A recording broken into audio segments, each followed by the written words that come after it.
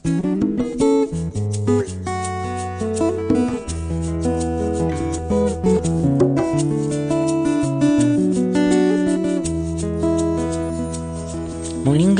malamu balinga kapona mbozwite balinga kapona bizalini yango na bengi yo moninga na lisolo ya bolingo maloba ezalaka na nguya.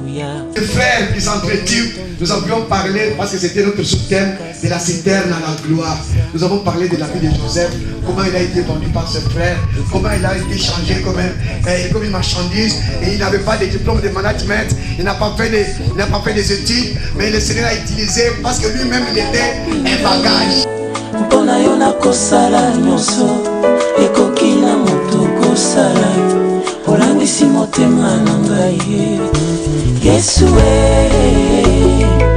Yesu Yesu yo moninga malamu Yesu Yesu Yesu yo moninga malamu obekisa makambo etungisa ngai Pomo bembo yanga na yo esalema na kimia tolesa na mbuma bolingo napesa yo masanjoli okitisa nkembo na yo nabika kati na yo pona yeba yo na mozindo nauti na bapota deception mokili nazana lunase ya emotion monoko nangeza na nokilo molimo ekolisanga masanjoli nakokaka kofanda kimia te soki batangi kombo na Yesu motema epelinga moto osana fukama na sanjola Yesu Yesu Yesu yo moninga malamu Yesu Yesu Yesu yo moninga malamu. Pour accueillir cette parole, je vais devoir prier pour cette parole. Et nous allons après inviter le pasteur Léa. Nous allons apporter la parole de vie, la parole qui restaure des vies, la parole qui crée des situations dans les vies.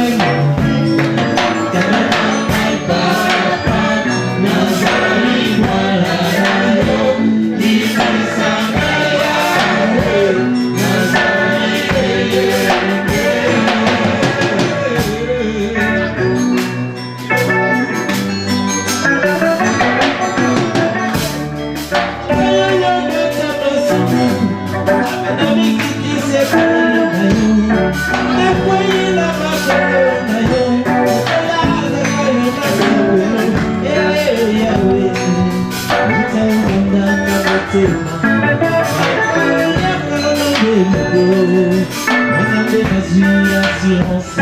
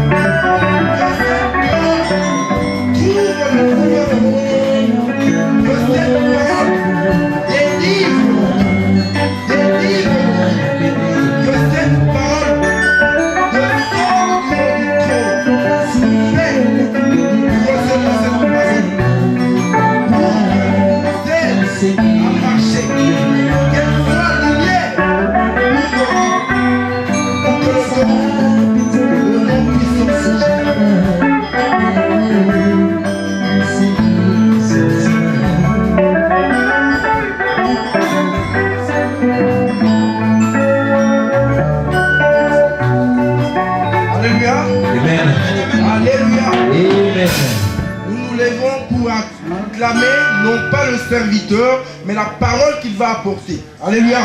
Il va nous apporter la parole de Dieu et nous l'acclamons.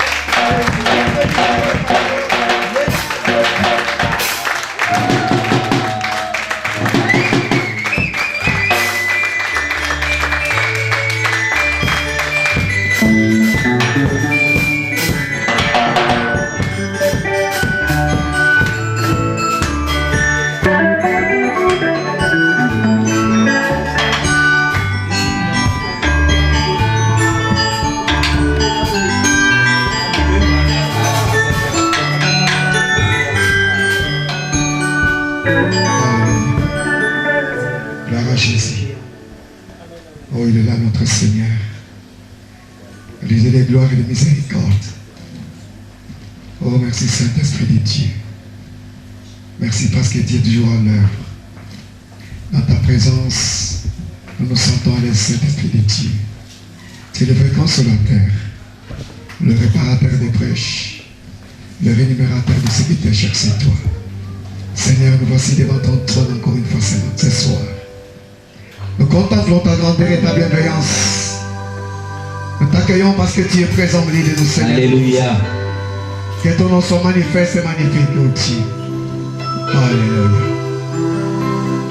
Oh yes, oh yes.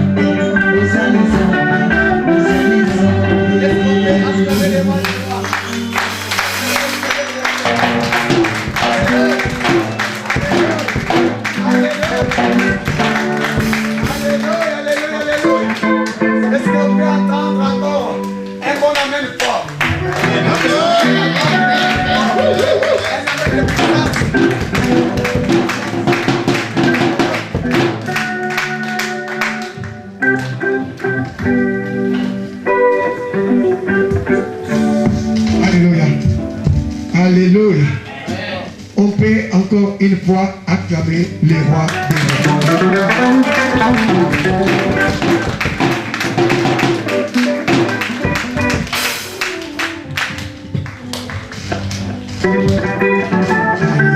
Les caprices, les batteries.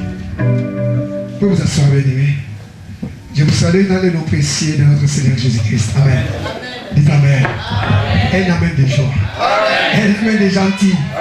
Un amen propre. Un amen de glorieux.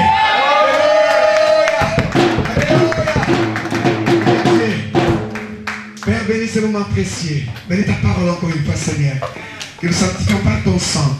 Parce que nos cœurs puissent être disponibles, Seigneur, pour t'écouter. Tout esprit qui ne te loue pas, Seigneur, d'incrédulité est banni ce soir au nom de Jésus-Christ. Que la seule gloire te revienne en toi seul, pour les siècles des siècles. Amen. Amen. Hier, on a partagé, on a introduit hier notre thème que nous sommes en train de partager, ne mentez pas si vite.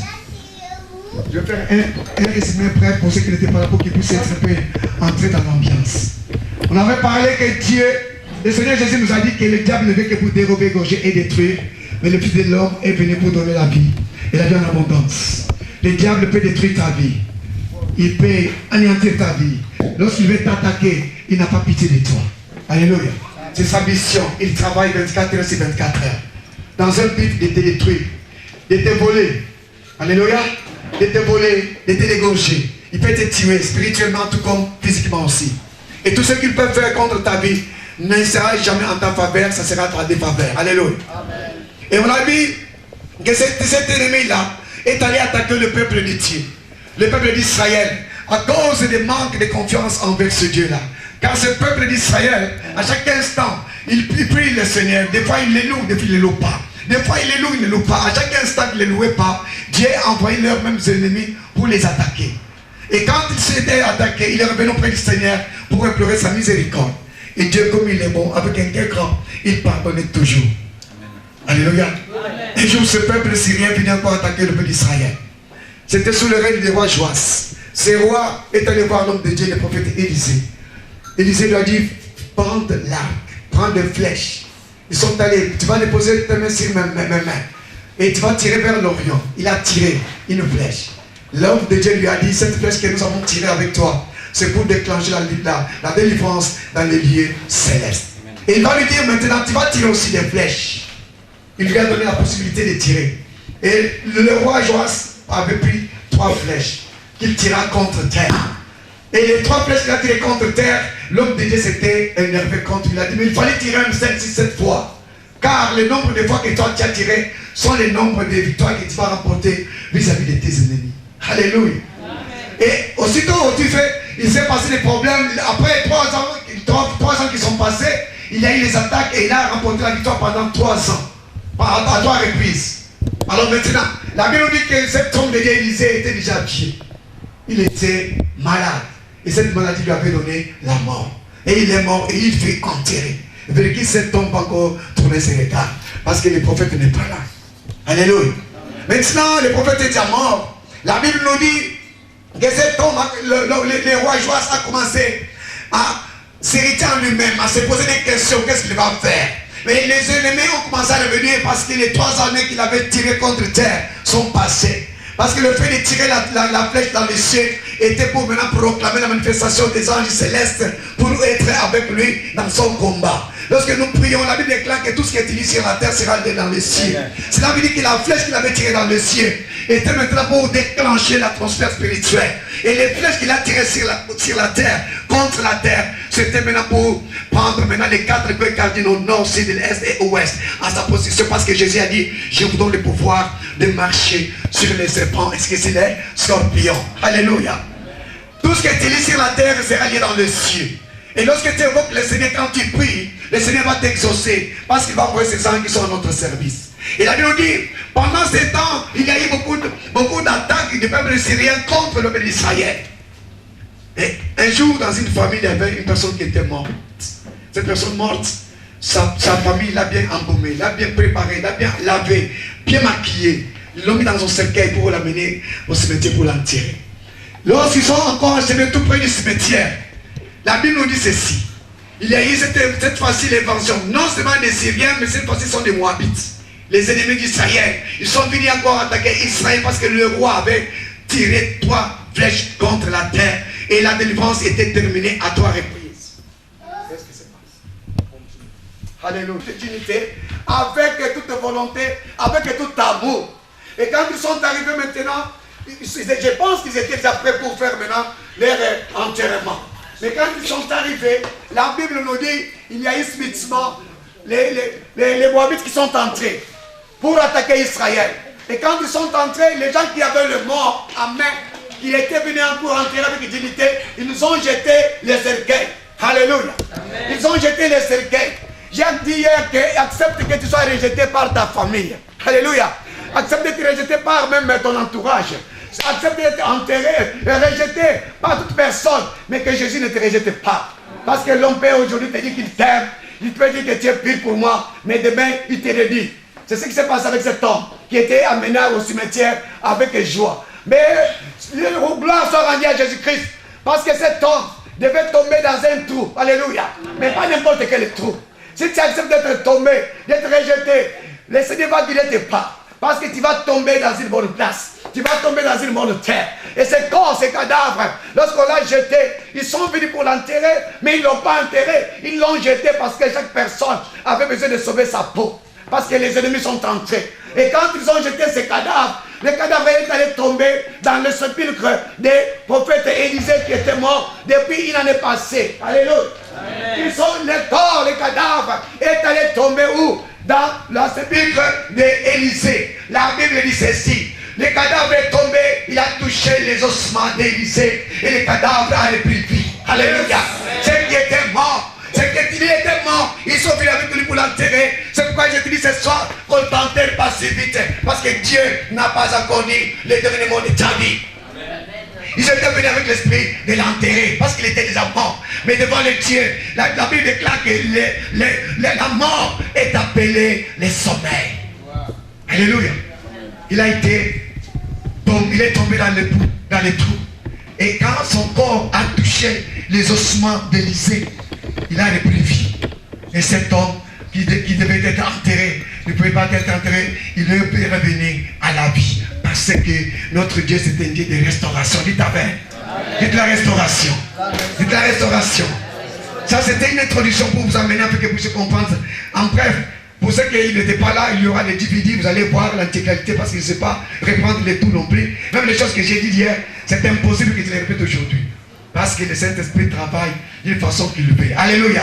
Il est souverain, est-ce qu'on peut l'acclamer?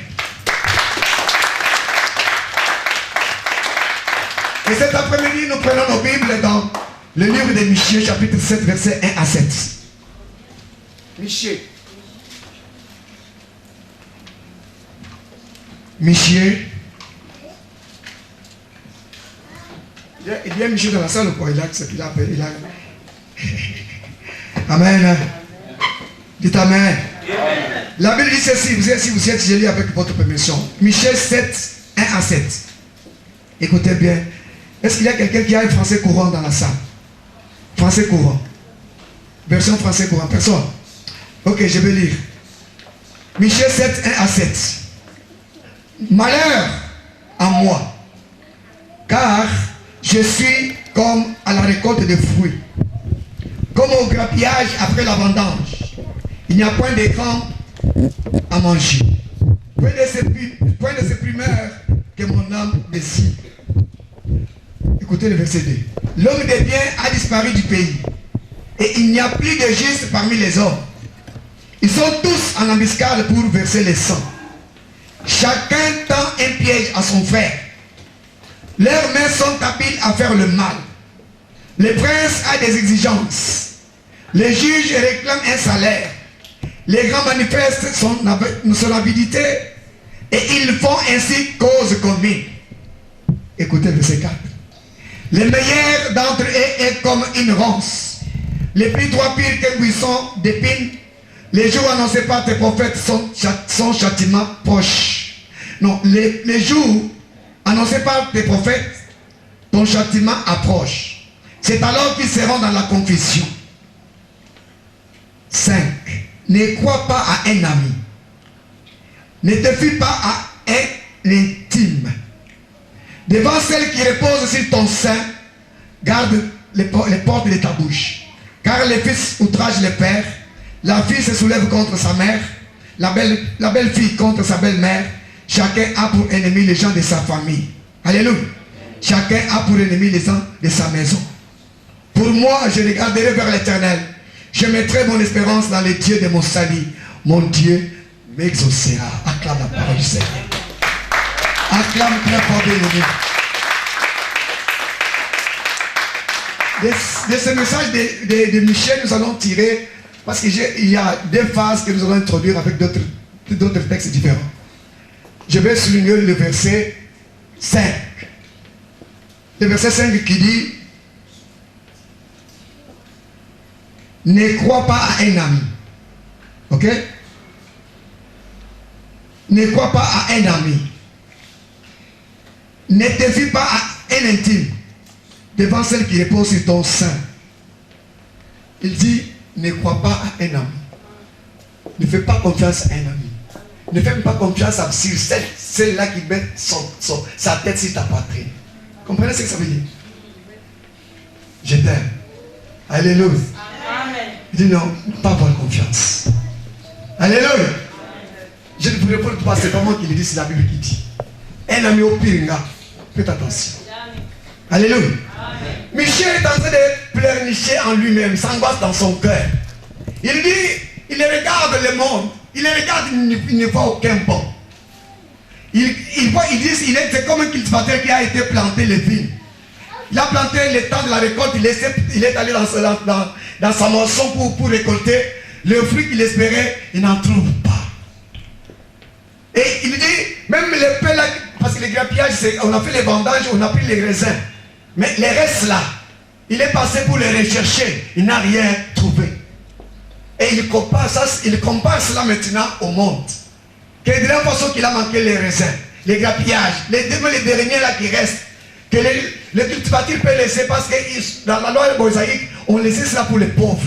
Les pauvres venaient prendre ça parce que les riches, ils vont faire les vendages, il va tasser, il va vendre. Mais les restes là dit que donc il y a aussi les esclaves, il y a les étrangers qui n'ont rien mangé. Il vient donc pas. Et quand Michel est arrivé, il regarde, même ce qu'on veut laisser pour les pauvres, il n'en a pas. Et il compare cela, il dit que non. Même les rois, ils cherchent son intérêt. Les riches, au contraire, ils ont déjà de l'argent, ils continuent à s'enrichir davantage. Ceux qui ont le pouvoir continuent toujours à malmener ceux qui sont faibles. Alléluia. Et même dans la famille, la fille se révolte contre sa maman. Ce n'est pas ce que nous voyons aujourd'hui. La belle-mère contre sa belle-sœur. Alléluia. La femme contre son mari. Il dit, méfie-toi. Ne te confie pas à un ami. Parce que l'ami peut te décevoir. Alléluia. Il peut te décevoir. Les gens là hier, qu'on a parlé, ils ont amené leur frère au cimetière pour l'enterrer, mais ils l'ont jeté. Pourquoi chaque kiako. Alléluia. Parce que chacun voulait sauver sa vie parce que les Moabites sont arrivés. Les Moabites sont les ennemis. Même s'il t'a dit qu'on va s'aimer jusqu'à la mort, quand on va devant les tombeaux, même si vous êtes liés dans les sangs, devant la tombe, l'un partira, l'autre restera. Malgré que tu peux faire des tours par terre. Oh non, quand on a l'aïe, personne. Mais je connais une personne. Oh, je disais que je connaissais une personne. Je disais que je connaissais une personne. Oh, je disais que je connaissais une personne. Cette personne était dans les jardins de Gethsemane. La Bible déclare que la coupe était amère. Il a dit, Seigneur, éloigne de moi cette coupe et je ne vais pas la boire. Mais toutefois que ta volonté soit faite. Cette coupe qui était amère avec tes péchés, avec mes péchés, la coupe que Jésus voulait boire, il a pris ta place, il a pris tes péchés, il a pris tout ce qui était mauvais dans toi, dans moi. C'est ce qui avait rendu ce liquide amer. Mais lui, il a dit, je vais prendre ça pour leur donner la vie éternelle. Est-ce que quelqu'un peut appeler le Seigneur? Est-ce que tu peux lui donner l'acclamation? Une offrande d'acclamation puissante. Michel